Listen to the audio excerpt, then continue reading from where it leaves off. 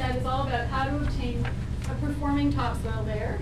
And the law and policy primer will provide, it's had to deal with the full range of issues. So the regional context is one thing that you need to be thinking about. And this is the same for whatever the problem is. The internal to government collaborations. So how do you work with your peers within your local government to sell an idea? Because if you're going to try and do topsoil, and I was just having a conversation at lunch with someone, who shall remain nameless, that if you've had a topsoil initiative, if you haven't fully worked through your own local government staff to know why you're doing it, and to have then worked and put policies in place that ensure that when you start having problems, to avoid having problems with it, and to know that to have people committed to keeping going with that, then you're going to run into problems. So there's a lot of upfront planning and thinking about all the obstacles down the road that you need to put in place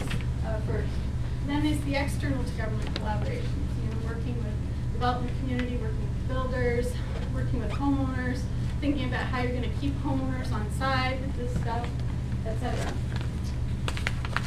On the technical side, we've got different headings that we're addressing. So application and suitability, sizing and design, materials and placement, and then inspection and quality control.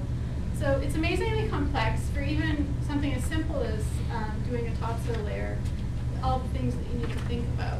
And that's not to say you shouldn't do it, but if you do this sort of shared responsibility approach to it, you're going to have a better chance of success. So the Green Infrastructure Partnership looks forward to sharing that primer set with you. It's going to be delivered in January 2010, so just a couple of months away.